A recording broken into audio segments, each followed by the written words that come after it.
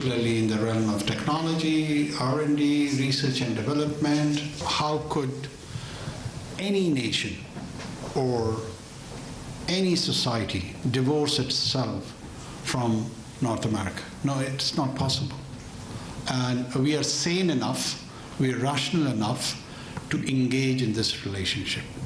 We feel all positivity towards it. Does not mean that everything America does or American thinks we agree with. Of course, we have very healthy disagreement on variety of issues.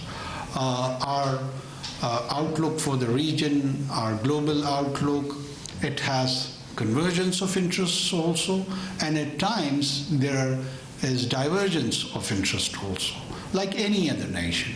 You know, the areas I feel where we have commonality, it's the climate change. I've been constantly telling my team that it should be now part of our national security policy. It's becoming an existential threat to every nation state, not just Pakistan. Though we are the biggest victim of climate disaster, I'm sure everyone is aware of the floods we experienced last year in my province, from where I come from, Balochistan, and our adjacent Sindh. And there are other areas. The unification of America out of the Civil War, the Southerners and the Northerners, and the way it has created its federation, it has a lot of lessons, political lessons, administrative lessons for Pakistan too. So we see United States as a big power, but at the same time we want to see it to turn itself into a great power. So it's not essential always that it would be great if it is big. And we want to partner that journey of greatness along with that. Our common human values. We primarily believe in inclusiveness. We borrow the terms. I've been constantly coining it for the last 10 days and talking about a Pakistani dream.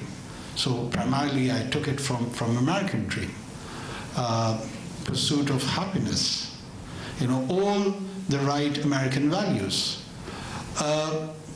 Diversification. The kind of diversification you experience in the United States of America, it's hardly seen anywhere else in the world. It's tolerance. It has its own challenges. I'm not trying to portray as it's a small component of heaven. It's still part of the earth, and it has all the earthly ills. But at a larger scale, the society is very tolerant. Then what they have produced in the last 200 years in the realm of knowledge and skill, it's amazing. Who could have thought in 17th century that there would be places like Berkeley and Yale and Columbia and Boston and Harvard? But they've done it in just 2 centuries. So the rest of the world, has it to be envious of the United States, or it has to learn and benefit from it? So we do not believe in that irrational negative energy which has hysterical responses towards countries, towards societies, towards nations. I would like, and I personally believe, that we have a very healthy, engaging, and positive sort of vibes towards the United States of America. And we've got a history for that. Don't forget that we are the country. There would be people who would be telling you that, oh, OBL was recovered from Pakistan. Don't forget that the capitalist system's frontline state was Pakistan. The entire GDP of the Western Hemisphere, probably it is 20, 30, or $40 trillion. It is preserved because we fought a war with Engels and Marxist ideas where the Soviet regime, along with the whole of the Eastern Europe, was giving and demonstrating an alternate political system and economic system. If we wouldn't have fought from 1979 to 1989, the $30 trillion of the capitalist economy probably wouldn't have been there. We contributed towards that. I'm not taking the entire credit for it, but we were in the forefront. But I feel at times we fail to articulate what have we contributed towards the global peace, towards the global security, towards the global economic and financial institutions, which are now religiously followed everywhere in a very sacrosanct manner. We have contributed towards the establishment of all those systems.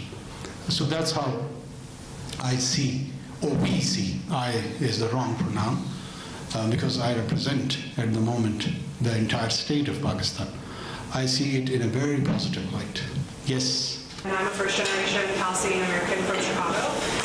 And one thing that you actually just reminded me of in your mention of socialism and socialistic values is income inequality, which my country, the U.S., deeply suffers from, and I think we're witnessing like deep fractures in our unity and like core values that make America America. And one thing that I recognized in my travels to Islamabad from the war was some of those same issues are present in Pakistan. I think have been on the rise over the last couple of decades pretty dramatically. And so I'm wondering what you think has been the vision for the common man in Pakistan, and what strategies and policies has the government of Pakistan pursued, and maybe what lessons can other people in other nations learn from that? Let me briefly respond to that. Look, our 7 decades of existence, we had a lot of challenging times.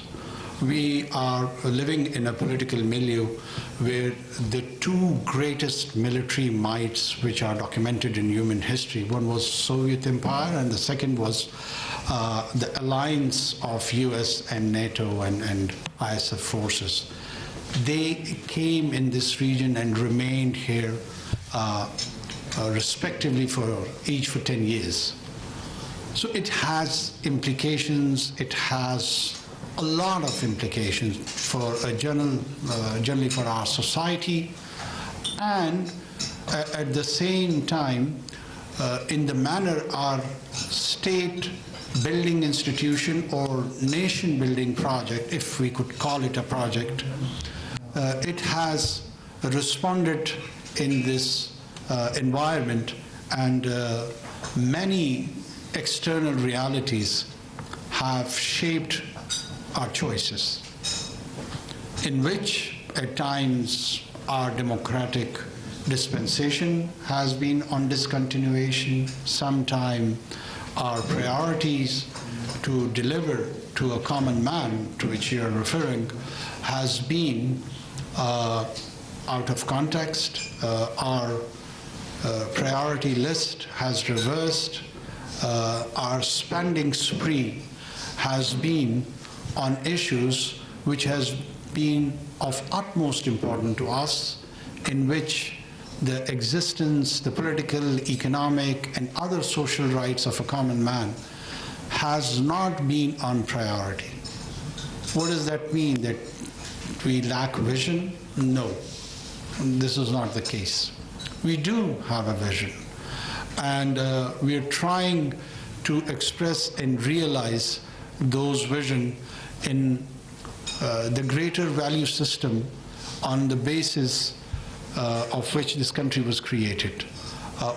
2 countries craved themselves out of religious inspiration or ideas, at least in modern history.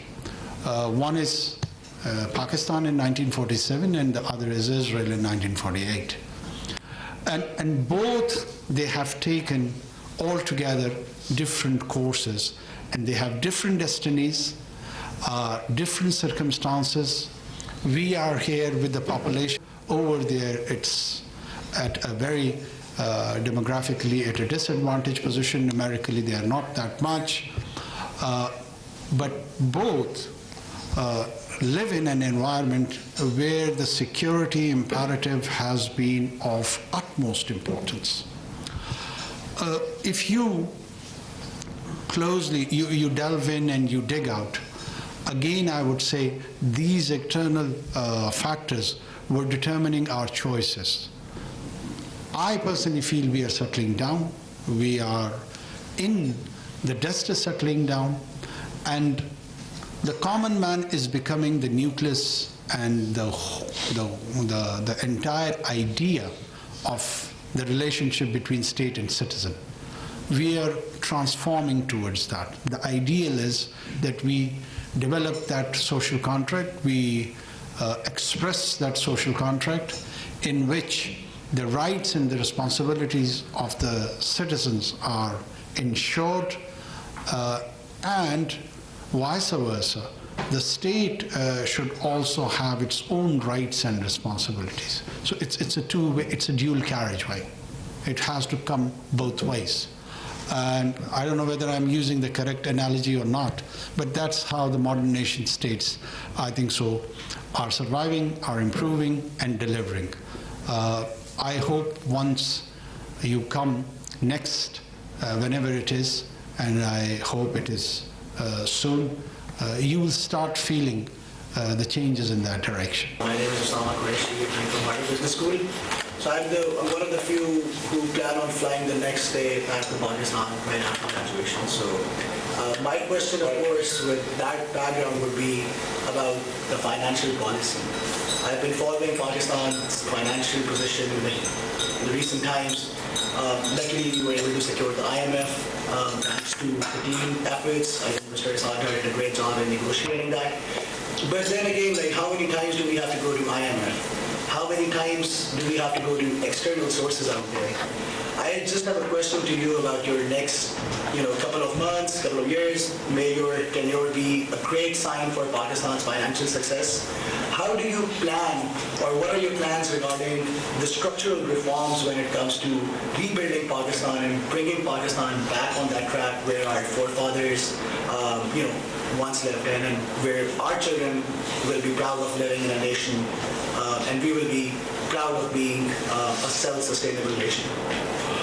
Well, inshallah, I'm pretty much certain that you will be proud of yourself and your forefathers and the values they believed in and they represented. In short, IMF, I wonder why it is being treated as foe. It's not a foe, but neither is it a friend. The real foe is our expenditure habit and the way we generate revenue. So if we want to survive as a society and a state, we have to alter both. Rationalize our expenditure the way we govern these people, and we have to change our ways. How do we generate revenue? We are a country whose tax ratio to its GDP is around 9%. So if 9% of the people are contributing towards that huge gross domestic product, so what would be our economic and financial situation? So how do you do that? We are trying to contribute in our limited stint, which we understand it's a constitutional order and it would be there for a few months. How to bring non-documented economy and enhance the tax network? That is the answer. This is one. How do we invest in our human resource? Do we manufacture goods, or do we develop our individuals and sell services? So these are the two areas on which broadly we will focus. It has details. We don't have the time for that how do we realize those. But the general contours, we do understand that these are the two areas where we have to focus. Pakistan is gifted with the natural resources. When we talk of natural resources, people probably think that we are just talking about the mineral resources. Well, it's not just mineral resources. We are a country of talented people. People like yourself and many others who are part of this group. I'm sure the Pakistani American diaspora is a success story in itself. Every second American knows Pakistan not through OBL, but through their GP, through their doctors, you know, and they are the one who have been invested by us. They're the medical graduate. If you want to produce a medical graduate in US, wow, how much you have to invest in it? $2 million, $3 million, somewhere there. We do it for $5,000 in 5 years. So that investment part in which you are able to produce a paramedic or a medical profession is not invested by the United States. It is done by us, and it's pretty much cheap. And then we invest them in your system, and you pay for their services. They do earn from that, but at the same time, you're benefiting in which we are investing here back home. The problem is it is not being realized that this is a two-way partnership. We should focus more on that, more producing skilled, semi-skilled, high-tech. It is an era of AI and the rest. So we need to put in more into our human resource. One of the very famous couplet of Iqbal, I'm sure you can translate it to the rest of your colleagues who are American Americans. Well, you're all American Americans, but I'm just saying it on a lighter note. अफराद के हाथों में है अक़वाम की तकदीर, हर फर्द है मिल्लत के मुक़द्दर का सितारा. It's a couplet of our national poet in which he expresses that the destiny of the nation is collectively in the hands of people. And each and every individual is like a star towards that destiny. So this has been said around 100 years back, when there was no concept of human resource development. But he hinted towards the human resource development, that everyone amongst these people are stars. And these stars can lead us towards a very bright future. They are the one who would be enlightening us, who would be guiding us, who would be telling us, who would be inspiring us. And I'm sure a few amongst them are sitting under this roof. And inshallah, people will contribute, and I'm very much certain that we will get out of this quagmire. It's a message of hope. There was a time when the Israelis faced a financial crunch, and the inflation rate in the late 70s in Israel was around 1,000%. But they sat there, they put in the right policies, they focused on recovering their economic woes, and they did it. And I'm sure we're going to do not just that, but we're going to do better. Yes, please. Yeah, you. My question is regarding the future of democracy in Pakistan. As is evident from our history, we've experimented with different kinds of political systems, and they've not always been successful. For the past 2 to 3 terms, we've been a democratic country, but in the 7 decades that we've been free, there has not been a single democratic government that has completed a term. But when we look at our neighboring country of India, they have a thriving democracy. What do you think is the future of democracy in Pakistan, and when can we expect a government that would actually complete this term? Well, first of all, the completion of tenure of any government is not, or incomplete completion of the tenure of a government is not at all undemocratic. The democracy gives guarantee to the strength of the parliament. And in Pakistan's case, last 15 years, post-2008, we had 3 successive complete stints of parliament. And in Westminster model of democracy, you do change the governments through parliament, through constitutional means, and that has been the case in Pakistan. In order to avoid purge and a coup, you have to agree on this principle that the members of the parliament has the inherent right to emplace a government or replace a government. So I have not seen any act in last 15 years where the case has been the otherwise. Secondly, to the broader question of what is the future of democracy in Pakistan, the bigger question is what is the future of democracy at a global scale? And there are scholars back in West also, I mean, many of you probably would have read how democracies die. One should read that, one should learn through that. And there is another reference of Shirley Bremen. She teaches at Columbia. It's a case study where some 20 countries or 10 countries have been picked from Western Europe, and 300 years of democratic experience has been documented, and how the dictatorships have been morphed into democracy. It's a very interesting read. People like yourself, you must go through that. And in that you do realize that democracy is a process, not an event.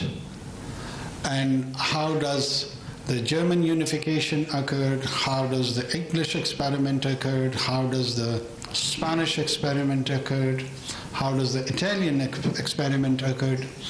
It's a guide for the transitional democracies. And then when you generate the conversation about democracy, there's a very important angle that you want to create a liberal democracy or an illiberal democracy. Yes, in our neighborhood, the ritual of democracy is being exercised for last 7 decades. But is it heading towards electoral autocracy? That is the question which needs to be focused more.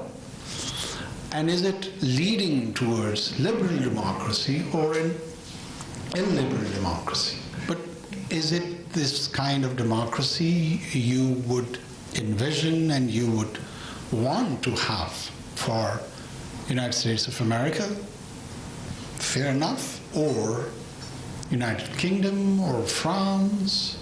Is this the old principle of laissez-faire, the French secular constitutional principles?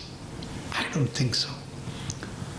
So bringing it back to our region and then to our country, we are committed and we understand that the performance and participatory idea of democracy is what is needed. We would encourage that. We would try to realize that. But at the same time, when you have to strike a balance, there is a rule of law and then there is a rule of order. That social order can never ever be compromised for a rule of law. Sometimes there are many scholars in the world which tells you that you have to operate in the law while outdating the law, when you would be operating in emergency laws. It's a wholesome idea. It's an entire discipline which is being taught in different universities, that when there are extraordinary situations, how does the normal law operate? In Pakistan's context and in our experience, there are times where the normal laws get suspended, or the normal laws are not fully implemented, or the normal laws are not solution to the kind of challenges we face, like our security challenge. What do you think that if we would have applied our normal policing laws, we would have countered suicide bombings, which, by the way, have happened in thousands of numbers. Of course not. So then the priority is that first you secure life. When you secure life, you secure social and political order, then later on you go for the issues of civil liberties, democratic principles, so on and so forth. So you have to strike a balance. And the entire arrangement of the universe, to be honest with you, if I observe it and if I try to comprehend it and want to express it in one single word which can reflect its basic principle of existence, and that is balance. It works on the principle of balance. You cannot just take an extreme position on anything. Whatever I'm saying is still challengeable. All I'm trying to do is stimulate the thought process, and you try to look at it with another perspective as well. You may learn something from it, or you at least, it would lead you to explore further something, and you will delve in, and you may learn something new which has not even come out from me. So that's how the process should go. Thank you so much for having us. My name is Rita. I'm from Karachi, and I'm also an MBA student at Harvard Business School.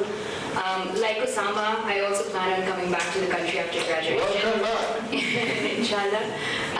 My question to you is, people like us, most people decide to stay back in the States or abroad after completing their education, or if they go abroad for work, which is resulting in a talent drain in the country.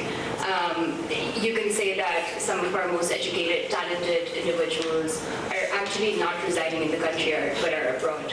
What do you think are a few measures that we can take to tackle this challenge? And what can we do?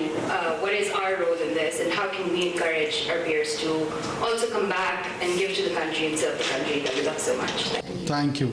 I'm being trolled on Twitter for the last 48 hours on one of the comment which was incomplete, which I exactly tried to explain this phenomena.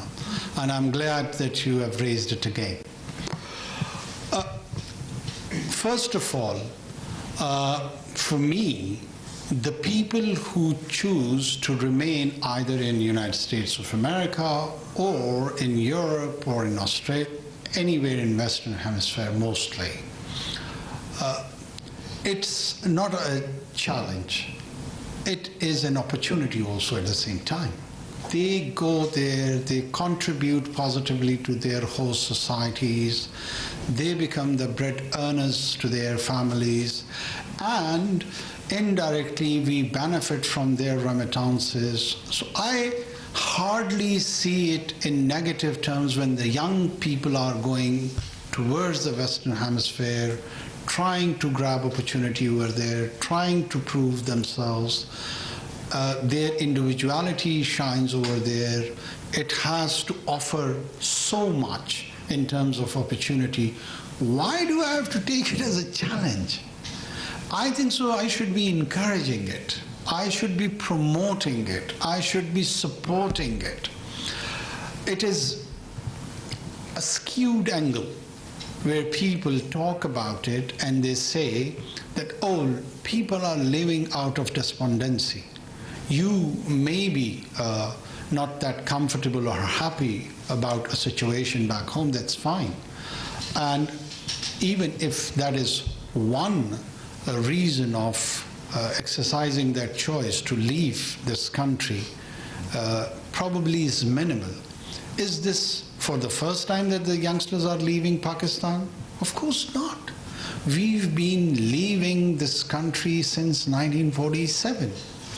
Every month, every year, every decade, people go. How is it a new phenomena? It's a normal phenomena. For me, it's pretty much normal. And whosoever wants to come back is very much welcomed. It is an individual choice which should be supported either way.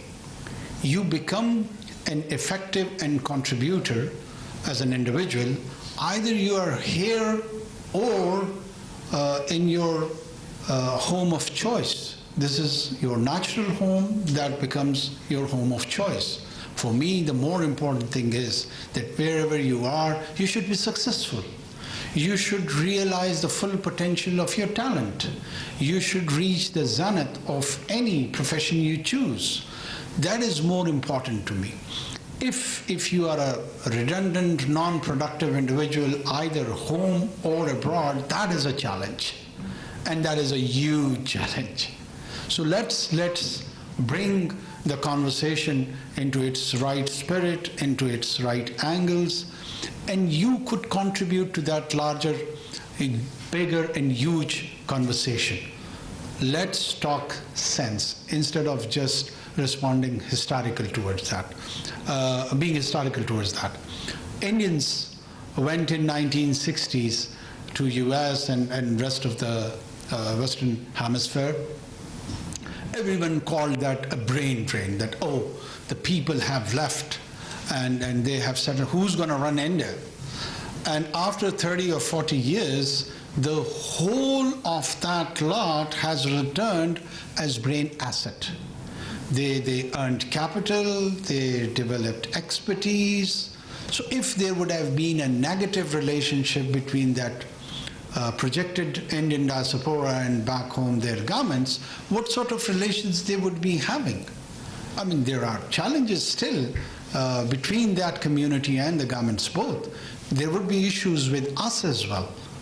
But at a larger scale, a potent individual is beneficial anywhere on the planet. Thank you so much for being here. Thank you so much for seeing a new or at least a different face of Pakistan. And I'm sure all of you would be our public ambassadors. Thank you so much.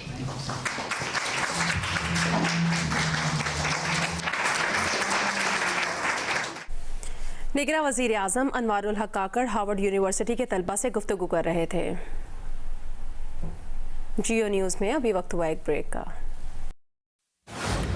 मेरे special desserts के लिए सिर्फ Nestle milk pack cream. इसी एतमाद ने बनाया खालिस दूध से बनी नेस्ले मिल्क पैक क्रीम को Pakistan number 1 branded dairy cream. अब हर दिन खुशी से